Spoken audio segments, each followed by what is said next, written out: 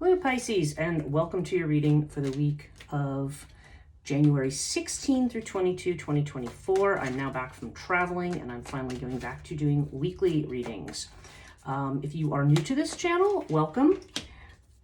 It's good to have you here. If you do find this video helpful, please consider subscribing to the channel, giving this a thumbs up, and leaving me a comment if you so choose. If you're returning to this channel, welcome back. And Happy New Year, and good to see all of you again.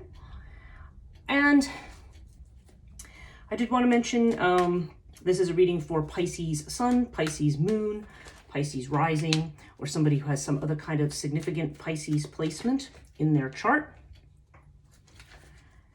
And just mentioning that in the description down below, I have a link to my PayPal donation link, which again, certainly nobody's obliged to do that, but for those of you who are potentially interested in that, that's there. And also my website, liminalreiki.com, where I talk about my spiritual coaching practice. I'm also on Instagram at transition.life.coaching, and I'm on Facebook as Transition Life Coaching. So yeah, so feel free to check me out in any of those places. And like I said, descriptions are in the box down below. Okay, so if you're not familiar with the way I do readings here, I do an astrological spread for each week. And this gives an overview of all the areas of your life based on the houses of astrology. My main deck that I actually use are known as the cartouche cards. And this is a deck I've been using for a very long time. Those of you who know, I think I'm now up to 37 years using this deck. And I also like to clarify the cartouche cards with tarot. And this time we are using the Spirit Within Tarot. That's the deck for this week. And finally, I'll end with a oracle card pull. And the deck I'm using for that this week is the Avebury Oracle. Avebury is a town, if you're not familiar, in England, Avebury. And some of you will know what Avebury is. Many people don't. Many people have heard of Stonehenge. And in fact, do we have the Sun card? No, that's the Fool card. Okay, I thought I saw the Sun card pop up here because they actually have Stonehenge on that card in this deck. But most people have heard of Stonehenge. Avebury is another megalithic site, like Avebury is. I'm sorry, like Stonehenge is. But the difference is that Avebury actually has a village within the stone circle. And it is an extremely powerful, potent, and an amazing place. So anyway, I bought these cards while I was there. They are designed by Melanie Jones, and her designs are based on her interpretation of Avebury and of its images. So okay, so that all explained. Let's get down to your reading. So Aries energy. Okay, so this is the first house. Aries energy has to do with your personality, how you present yourself to the world, how other people see you. And it's interesting, you have Lotus with the Fool. Okay, now people don't see you as a fool. I mean, maybe some people see us as foolish, but there definitely seems to be, the Fool indicates kind of being free, actually. This is definitely about the idea of being free, being open, being willing to take risks. I mean, with Lotus usually is a card of calming the mind. So I feel like this is saying, I feel like perhaps if you have been beset by worries about things, or doubts about yourself or about the path that you're on, Lotus would be indicating, just go into peaceful mode, meditate, whatever it is you need to do to get yourself in that mind frame that's more peaceful. And the Fool is about just being free. I feel like whatever you feel like you're being burdened with, and there are some indications of that in this reading, which we'll talk about. Ultimately, what I'm seeing here is just this sense of freedom and joy and being willing to take a risk, being willing to quote unquote look foolish to others. But as they say, haters gonna hate, right? So this is definitely you being in a position of being open to what's new. It's telling you to put your worries aside, be grounded, and be willing to take a leap of faith on something. So yeah, so we'll see what that may refer to as we get through the rest of this reading. Okay, second house is Taurus energy, and this is about your finances, personal finance in particular. The eighth house over here has to do with finances that involve other people's money. So this is particularly about your own finances and also about your values. This is luxuries, possessions. This is a strong Venus energy associated with Taurus. And so you've got Okay, you've got Pyramid with the Queen of Cups. So Pyramid indicates a test situation. There may be a challenge with regard to your money. And when Queen of Cups shows up in a position like this, I mean, for some people, this could literally mean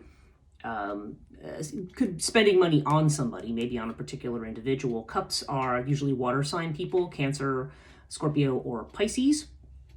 But this can also just be, so it could be another person like yourself. Or this could just be the idea of emotional spending, okay? A spending from the heart, so to speak, where maybe you are, you may be managing your money more from an emotional rather than a practical perspective. And with Pyramid, there's a little bit of a challenge here. I'm not sure that what it's challenging you to do is to, be practical and grounded, especially not with the Fool in the first house. I feel like there may be something that your heart calls to, or something that or just something that emotionally makes you feel good or that you want. And maybe you have doubts about, well, maybe I shouldn't spend that money. And again, I don't know everybody's individual financial situation. So for some of you, maybe the answer is to hold back. But for others, the message here seems to be there's some situation here in which you need to follow your heart a little bit, or do what feels good. I mean, actually, the sentence that's coming into my head is, you can't take it with you. So there's this idea that if there's something you're saying, oh, gee, this is what I really want, and I have the money, but maybe I shouldn't spend it on that. There's a test here that's going on with Pyramid. And this may be saying, ultimately you want to live life. You don't want to, people can get very miserly with money. And I mean, yes, there's definitely a benefit to saving and so forth, and not suggesting that people shouldn't. But sometimes we are so attached to our money that we never actually do anything but hoard our money. And then by the time it's like, oh, okay, now I'm ready to retire. Now I'm ready to do something with it. And then something happens and we're never able to enjoy it. So, yeah, and that could be any number of reasons. But anyway, I feel like there's a sense to follow your heart. If you're being tested in a money situation, you want to go with what your feelings are telling you. Okay, third house is Gemini energy. And Gemini has to do with messages, communications. It can have to do with work. Okay, so in terms of self-effort, self-employment, sometimes it has to do with sibling relationships. And it's interesting because you have Ta here and you have it with the Lovers. Now, the Lovers is the Gemini card in the Gemini house, so it's exalted here. Now with Ta, couple possibilities here. Okay, for those of you who are looking for love or in a love situation, and this is, and even so, this could still be just a very individual kind of a thing. There does seem to be this idea of trying to build something, because Ta has strong Capricorn energy, so maybe some of you are dealing with Capricorn, but Lovers might indicate messages or communications from somebody, either who is Capricorn or somebody perhaps who is a hard worker. I mean, Ta here is the Master Mason and the Master Builder. So this may be somebody who is working hard, building a business, doing something like that. But there may be some communication. There may be choices to be made. Now, this doesn't necessarily have to do with love. The reason I bring it up is because we have the Lovers. However, the Lovers can also represent choices that we need to make. So these could be choices that relate to, say, a business, or just some other thing that you are working on, that you are invested in, that you are trying to build. Okay. You may be presented with choices and decisions, and certainly the Lovers suggests the attunement of something that has two sides. So there could be some back and forth, or maybe even just somebody who's interested in a project that you're working on or something that you're doing. There may be an opportunity to, maybe a business opportunity if you're in your own business, maybe a chance to collaborate with somebody or something. I mean, that's possible as well. But I do feel like there is communications here that either relate to love or just some kind of relationship situation, and there could be choices involved here as well. When we see the Lovers, you may be having to make some decisions. Actually, given what we're seeing in the first two houses here, I feel almost like your heart may be pulling you again one way with something, and your sense of practicality may be pulling you in a different direction, and your own identity and your the way you're projecting yourself, or you're in this position where you're ready to take a risk on something, but you may be receiving challenges here. I mean, we have Capricorn here. Pyramid is definitely this energy of being tested or being on the threshold of something. But then we have this this mental energy of Gemini here. We've got, and then we've got this Queen of Cups energy here as well. So, don't know. It's interesting the way this is shaping up. I feel like there may be a dynamic or a situation where you're being pulled between making an investment in something that you want, whether it be a relationship or whether it be just some other kind of business situation or something like that, or a work situation. And I don't know, there seems to be a tug between the head and the heart here. And with the Fool, it seems like you're more inclined to do the thing that people would not view as safe. That doesn't mean you shouldn't do it, okay? So let's go to the fourth house. This is Cancer energy, so this has to do with your home, your family situation, potentially with your mother, ancestral stuff, and so on and so forth. Also, your personal sense of security. I mean, I feel like, even though this is Cancer, I feel like it ties in with Taurus as well, because this is more about domestic contentment and comfort, and just feeling secure where you are, wherever that may be, because home, in theory, is wherever you are. So we have Page of Pentacles with the Crook and Flail. Okay, now Crook and Flail, that's interesting because this has legal energy. So I don't know, maybe if some of you are signing a new lease or buying a home or signing a contract. Page of Pentacles certainly does indicate some kind of new, something new, or messages or something new that it's in more of the financial realm because it's a pentacle. Okay, pentacles do have to do with our money and our security. So it could be that some of you are signing a new lease. I mean, it is January, or moving into a new place or something like that. That's possible. Now, if that's not the case for you, there still could be potentially some legal issues surrounding the home of some kind. Page of Pentacles is also the card of a student. So for some of you, maybe this has to do with, I don't know, doing stuff with your mortgage to finance somebody's college. It's not out of the question here. But again, that's going to be very specific to certain people. Obviously, not everybody's in that situation. So overall, if I'm going to treat it as a more general message, I would say Page of Pentacles indicates there seems to be news about something, or you're starting something, you're making plans, you're preparing for something new. And with Crook and Flail is usually about more visibility. It's about authority, self-confidence, self-discipline. Okay, all of these things are elements of Crook and Flail. So I don't know, you just may be lining up to do home projects, okay? Or this may be connected to family or a family member. Maybe you're getting things together, or maybe calling in the experts to do something for you. I don't know, but ultimately there's this feeling here of self-confidence, like routine, discipline, being on track, either calling in an authority or being an authority on something yourself.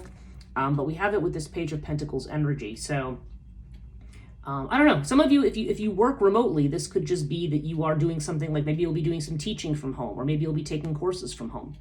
All of that's possible with this particular placement, but I do feel like there's just kind of looking at this overall, I just feel like there's some kind of a, you're preparing for something new here. You may be preparing to take a risk. You may be, weighing the pros and cons of something. Okay, fifth house is Leo energy, and Leo has to do with creativity, children, and love affairs. Okay, now, and also just, leisure time, things that you do for enjoyment or for play. And, okay, now this is again a very specific message. Maybe that's what's being prepared for in the fourth house, but we have Buckle of Isis here. So Buckle of Isis is a card of, in the fifth house, for somebody, this is a definite message of pregnancy, okay? Either if it's not you, it's somebody you know or somebody you're close to who may be pregnant. And again, this is not going to be something that applies to everybody. If it doesn't have to do with pregnancy, then it generally just has to do with work that you put into something that's going to be rewarded, okay? So it could be that this the work that we're seeing here, and the tests that we're having financially, the risks that we want to take. I would suggest that this is saying if you're trying to take a creative risk of some kind, or maybe you're taking a chance on a relationship. Like you want a relationship to, this is a card of fidelity. So you may be looking for a higher level of commitment with somebody, okay? And this, again, I feel like there's this sense of sacrifice being worth it. Like whatever sacrifices are made with this card, they always have a reward at the end. Now we have this with the Six of Swords. So for some of you, I don't know if this is literally a journey across water, because as you see, this person's on a boat. So this could be holiday travel, leisure travel. It's not particularly a house of travel, but when I see this card in this particular placement, it can actually still mean, because this has to do with holidays and pleasure, it could be a pleasure trip. Okay, that's not out of the question. But it also could just be moving away into calmer water from something perhaps that has been contentious, or something where there may have been quarrels or conflict or competition. Like you may be wanting to move into a quieter space. Or maybe you're just thinking of moving in general. I mean, the signing of a new lease and stuff, for some of you, maybe you have made a move recently, maybe to someplace across water, whatever that means. It doesn't have to be overseas. Across water could mean like, I crossed from New Jersey into New York. I went over the Hudson River. It could be as simple as that. But it's not, I just feel like whatever it is, if pregnancy is not on the table here, okay, then this would be saying, that the efforts that you are making, the efforts you're making creatively, what I'm seeing over here in the third house here with Ta, the risks you're willing to take, they're going to be rewarded. Six of Swords has another element to it, though. Sometimes this is referred to as the card of science. And oftentimes it also cautions us that when we're in a situation, we want to look at it as it is and not always just as we want it to be. So as Pisces is ruled by Neptune, and you tend to have this, so there's this dreamy, imaginative quality. So the cool thing about Pisces is that you're very creative and that you can dream big and you have a great imagination. The place where you might be challenged is where you need to maybe learn where to keep your feet on the ground. And we are seeing a little bit of that here. Trying to balance out practicality and preparation and the steps that you need to make, the discipline that you need to have for something, vis-a-vis, the way in which you want to be more spontaneous, and maybe things are a little more nebulous, or you want to kind of just go with the flow. Generally, your sign, if we're just speaking at, in general, generally you do function better when you are kind of going with the flow. But here I'm feeling like you need to inject a little practicality into something that you're doing. Not in the sense of not being true to who you are, but because again, you definitely seem to be in this, I'm free, I'm ready to take a risk kind of mode. But there just seems to be this balancing act that you're doing here. You're trying to prepare for something. Again, for some of you, maybe you are having a baby and you're preparing for that. Maybe that's also why Queen of Cups shows here. This could be monies and things, or investments that may be spent on something that has this more loving, more motherly, more nurturing energy here. So that's a possibility here as well. Some of you may be settling down, doing the family thing. And again, if you're not, there does seem to be this, there's this idea of, you have Saturn in Pisces right now, okay? So Saturn in Pisces is always about, I feel like that's been sort of the message here. Like, okay, you want to make sure that your dreams have a practical plan, okay? That's the best way to say it. Moving on to the sixth house. This is Virgo energy. This is your health. This is any jobs you may have, employment. It can have to do with, it's the house of worry and anxiety. Virgo tends to be the house of being organized, perfecting something, which is why there tends to be worry about details and things like that in connection with it. But it is a house connected to our health as well. Okay, so we have Sphinx with the Tower here. So now I don't know what kind of situation this is referring to for you. Whether, like I said, whether it's a health situation, whether there's been some kind of a shock, or whether there has been some kind of unexpected message or upset or something. Sphinx has to do with waiting and seeing on something, or revealing something that's secret. And what I'm getting in my head for this is that some of you may have gotten some kind of shock thing. Like, let's just say maybe you got test results that are iffy from a doctor, or maybe there are messages at your job where you're kind of saying, oh, well, what do these messages mean? Do they mean I'm going to get laid off? Does it mean this? Does it mean that? Something that potentially you would feel would cause a crisis, okay? And so whatever the shake-up message is, with Sphinx is saying, wait and see, because I have a feeling you're getting information about something that is very alarming, or that is caught, or this could just be about worry in general, because remember, this is the house of worry. There may be a concern about, something falling down. I mean, you're being told here to make sure that you're seeing something for what it really is. And the Tower is definitely about ripping down what's false and seeing what really is in a much more dramatic fashion. But with Sphinx, I feel like there's a reason, in spite of the fact that there may be a shakeup here, or there may be information that's leaving you, shaken up. Sphinx would be saying, wait and see. Like, I feel like with this, it's saying somehow there's still a piece missing here. Like,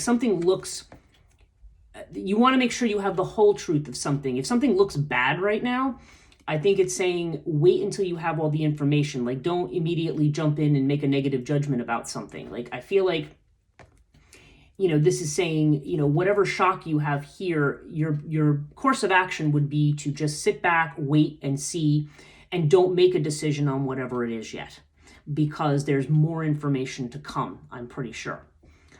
So yeah, anyway, take that as it resonates. It'll be different. It could literally just have to do with something that you've been worried about. It could specifically deal with a health situation or a job. Sometimes even a pet too. But, again, and I don't want to get people like worried about their pets and stuff. It's just for some people, if you're having a certain kind of concern. And in fact, when I see Sphinx there, Sphinx often shows up when a pet is a factor. So, so for some of you, it could be like if you have an animal that's suddenly sick or something. And maybe you even have a vet who's saying, oh, I don't know, this looks bad, whatever. I feel like it's telling you to wait and see. Okay, so whatever the situation is, because again, this is a general reading. I can't drill down too far into what that means for you individually. Whatever you feel that means for you, I just feel like whatever situation may be shaking you up, it may be saying, well, just wait. Don't act impulsively. Like, wait and see what's going to happen. Okay. So now we are onto 7th house, Libra energy. Libra is legalized relationships. So if you are married, then this potentially could be about you, your spouse, your relationship to your spouse. If you have a business partnership of some kind, or your business collaboration or a contract with somebody, this could be about that. And it could also be if you are interested in getting married or interested in whether or not a relationship has long-term potential, it could refer to that as well. So so we have, Osiris with the 6 of Pentacles. Now, 6 of Pentacles is a card of success. It's usually a card of give and take. So there's the idea that either somebody is supporting you in some way. There's some relationship, some person, possibly Sagittarius with Osiris, possibly Aries, but there's definitely the strong Emperor vibe. Somebody who's very strong, whose judgment can be relied upon, maybe somebody who you feel like is your rock. Or maybe this is you to somebody else, but there's somebody here I feel like you're either providing support to them or they are providing support to you. So there seems to be some kind of relationship. And a lot of times with the 6 of Pentacles, we will say, well, don't overgive to certain people, or we don't want to be in a position of accepting too much charity from somebody else. But I feel the words I'm getting here are more like give and take. So I feel almost like, yes, somebody may be giving to you right now, but it's there's a back and forth. It's like symbiotic. There's like a mutual benefit to this relationship, whether this is something going on within your marriage, because 6 of Pentacles tends to have a financial bent, but it could just have to do with it doesn't have to do with finances specifically. 6 of Pentacles could have to do with it could just have to do with your sense of security. It could be a job or a business situation. It could have to do with some other, property or something else. It doesn't necessarily have to be strictly about money. But as you can see, there's the hand putting the money into the cup that's being held out. So, I don't know. I'm feeling like this is a case of a give and take. And I feel like this is something that's creating a stability. So you have some kind of relationship or some kind of partnership that can create that kind of stability. And indeed, I'm looking over here at the 8th house, which is Scorpio energy, which is the house of transformation, life, death, so forth. and also other people's money. Now, when I see Earth here, this is a card of other people's money. For some people, this might mean an inheritance of some kind, or some kind of money coming in from family of that type. Does not have to be. I don't want to freak anybody out if this is not the situation. But regardless, it does have to do with money, someone else's money being a factor. So seeing this in the 7th house, this could just be somebody, some kind of a partnership where someone's loaning you money or giving you money for something, or, you know, investing in you in some way. And whatever it is, you've got this 10 of Wands. So I feel like this is, it's almost like the travail is ended. Now you can drop your burdens. And when I see the Fool over here in the 1st house, I feel like, yeah, I feel like that's what's happening here. I don't feel like this is something adding to your burdens. I feel like it's saying, okay, like anything here where you feel like you've had to work very hard at something, perhaps, eventually you're going to come into a situation where someone else's resources are going to be helpful. In fact, now that I'm looking at the 3rd house, that could be what the Lovers is. This could be back and forth with Ta. It could be about a work situation, or about property, or about a home, or about something. But there seems like there's a burden that's going to be dropped. So you are at the 10, you are at the culmination. So you are at a point where you can, you know, something that you've had to work very hard on, you're finally going to get to a point where you can drop your burdens. And this is going to be because of financial support coming from somewhere. Okay. This is, you know, again, this house here is your money. This is other people's money. And, you know, that also, again, as I said, sometimes these cards make more sense as I go through.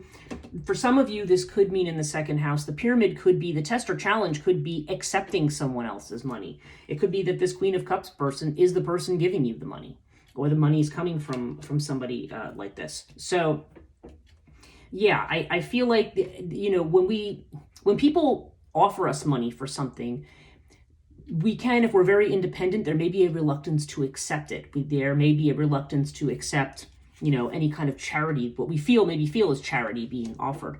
But we have to also recognize that we're not alone in this world, and that's part of the challenge. And there's not, if people can help us, if people are willing to help us carry our burdens, then there's no reason not to do that. Okay. All right. So 10th house. I'm sorry, I haven't done the 9th house. 9th house is Sagittarius energy. This is your, this is expansion. This is higher education. So this could be, you know, somebody going to college, university, whether you're somebody who's a professor or teacher there, or whether you're somebody who's a student yourself. It is about expanding horizons. Can be about institutions like religious institutions, or others that deal with deeper thought and deeper issues. It can also have to do with long distance travel. Okay. So we have the 4 of Wands with Hathor. Okay. Again, we're kind of seeing this feminine energy here. Like I'm seeing the Queen of Cups down here, and then I'm seeing this up here. So for some of you, this could literally relate to somebody who is a female, or a female who is either teaching you something, or who is a student of yours, perhaps, if you are a teacher yourself. Or a woman who can point the way in some way to expanding your horizons, to teaching you something new. If it doesn't specifically relate to a woman, this could just be that you are putting energy into expanding through what I'm going to call through reception. Okay. When I look at feminine energy is like yin. It's open. It's passive. It allows us to learn things through our intuition, through our emotions, rather than just strictly through the mind. So I feel like this is more, but Hathor also has a strong earth component too. So it's very, very grounded, like the Empress, like you're planting seeds somewhere. For some of you, maybe this is even about planting seeds to move, or to take a long journey, or to travel. Because again, we have that 6 of Swords down here. And being there's also a motherly element to Hathor, and I see the Buckle of Isis down here, it could be that some of you, if there is somebody here who is in fact pregnant or having a child, or there's some kind of a long journey or trip involved. So maybe there's somebody who's going to travel to see somebody who's pregnant. Maybe it's somebody's, daughter or something. I don't know. But there's this sense of long distance travel that might be connected to motherhood here, and possibly even a marriage when we see the 4 of Wands here. And again, this doesn't have to be you being the actual person. Maybe it is you. It could just be somebody else in your life. And maybe that's what you're giving to too. I mean, now that I'm looking at that, I'm like, okay, well, maybe somebody's now starting a family, and maybe you are going there, to help them out, or maybe it's in a partner's family or something like that. If that resonates, you will know. But there's definitely this sense, you see these two people together, you have this kind of 11-11, like this gateway someone's walking through. Someone's walking through the gateway to the next phase or to a new life. So this could be this could be something that's at a distance for somebody, or it could just be that, this is just going to be a new way of living and learning something new and expanding your horizons. So take that as it resonates there. 10th house is Capricorn. This is about career, fame, reputation, sometimes the father. Wow, okay, we got Urias with the Wheel of Fortune. So something unexpected coming up in the career segment of your chart here, or of your reading, I should say. This is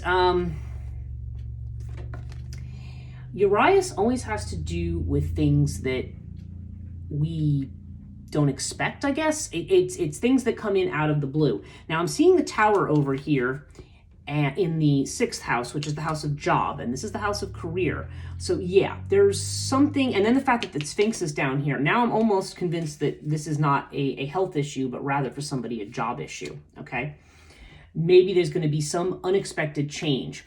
And with Wheel of Fortune, there's something about this that's inevitable, okay? Whatever this change is, it's something inevitable.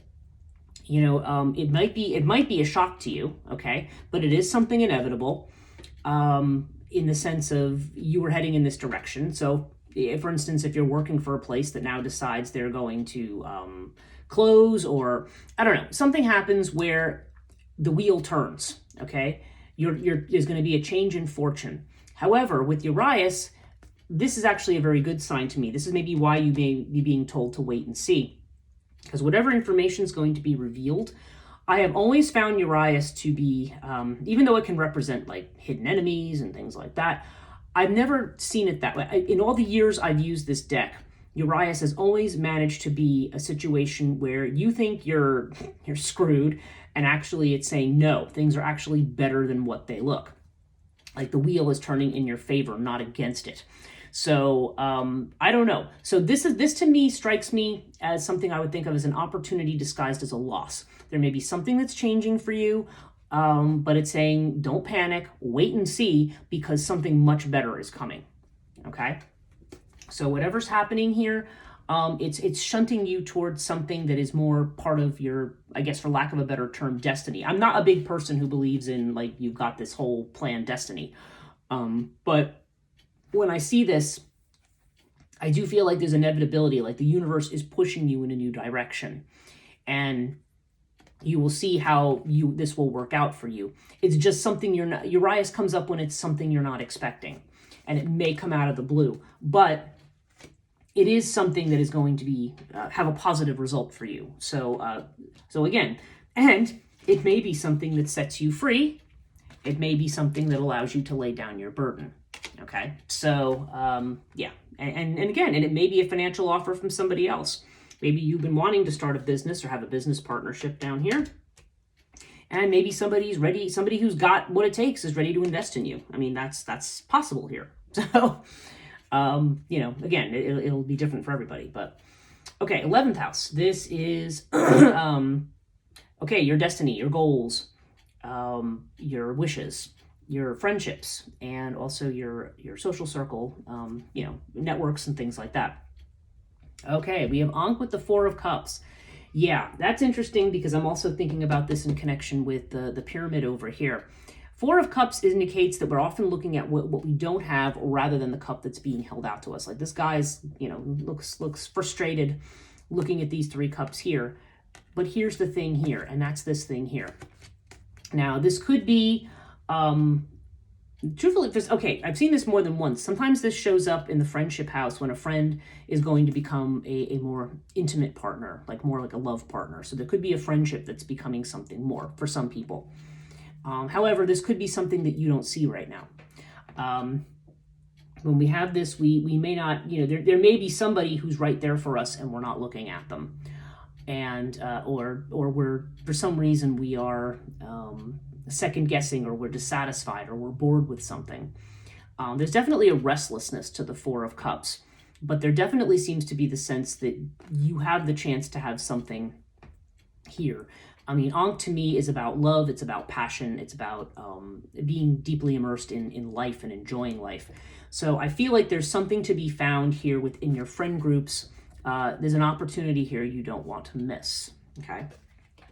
And finally, in your own house, Pisces energy, 12th house, this is, of course, the house of things that are hidden, that are in the imagination, potentially things we are afraid of, or things that are affecting us, whether we're consciously aware that they do or not. And you've got Anubis with the Three of Cups. So Anubis, again, we have this idea of travel. So I'm seeing, travel possibilities in a couple different places. So for some of you, and this would usually be foreign travel. But Anubis, ultimately, the Three of Cups here is emotional satisfaction and fulfillment. And again, this is about doing things in a group with people. There's a celebratory aspect to the Three of Cups, like celebrating with friends. And I feel like you're maybe protecting yourself here a little bit. Maybe you're thinking, oh, it's too soon to call a celebration on something. I need to wait. But again, I don't, this is in the area of what you're afraid of. So I almost feel like with the Fool energy in the first house, it may be saying, and you may be waiting to tell people things too. There may be a cause for a celebration, and you may be keeping it to yourself right now. You may be being a little protective, because Anubis is also about protection. Because maybe you want to make sure that the good thing you think you're going to get is something you're actually going to get. But when I see this card show up here, this also can indicate, in the 12th house, Anubis can indicate if we are thinking that we're secretly delusional or deluding ourselves. Anubis would say, no, you're not. You are seeing a situation for what it is. You don't have to doubt yourself. Okay, there does seem to be some kind of fortune coming in that will allow for this celebration. And again, for some people, I see this as long distance travel. The only other meaning of Anubis in this house, if there's anybody, and I've said this, whether it's the 6th or the 12th house, when Anubis shows up there, anybody who might potentially be going for a medical procedure. And again, this only applies if this is something you're doing, like something that would require anesthesia. It would indicate good luck, things going well with anesthesia. So, because the 12th house also rules hospitals. So if somebody does have a period of hospitalization, this would be saying it will be a safe one, okay? So yeah, there does seem to be a cause for celebration. Three of Cups can also be a reconciliation. So for some of you, maybe there's concern about somebody coming back around, or somebody coming back into your life, maybe somebody you want to protect yourself from, or you want to keep away. So again, these are all possibilities here. Take what makes sense for you, and if it doesn't, then it's not for you. So overall, we have Earth with the Ace of Swords. Okay, to double air here, because air, this is the root of the powers of air. So there are changes coming up now for you, Pisces, and they may be quick changes. Ace of Swords is definitely new beginnings, things that happen very suddenly, sudden clarity coming to situations, and messages coming in. But these are all very good messages. They're not negative messages. In spite of any initial negativity that you might feel, especially with the Tower energy here, I just feel like this is a time where you want to detach, hang loose, and be open to change. Air is about friendliness. It's about communication, but it's about being able to step back from your emotions a little bit. Now, you are a water sign, so emotions are a normal thing for you. But there's definitely a need to step back here, and there's definitely just seems to be this sudden new beginning that may change a lot of things for you. But the thing about the air card is, I think some of these changes may initially feel cataclysmic. Okay, they may feel like it's going to turn your whole world upside down. But the air card means it's not. There are changes, but they're not. They're lighthearted changes. I don't know how else to say that. They're changes that are going to be, they're important here right now. You do have a lot of important changes going on, particularly it seems like in the money or career areas. It does seem like important changes are happening, or with some kind of partnership or potentially an agreement.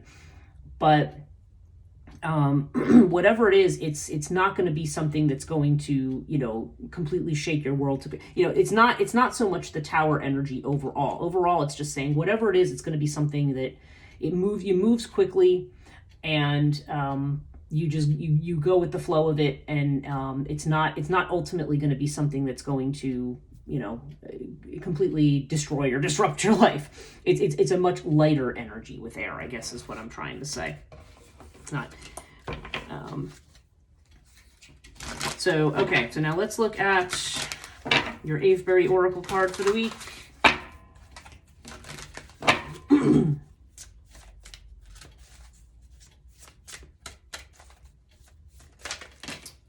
Well, you got 2.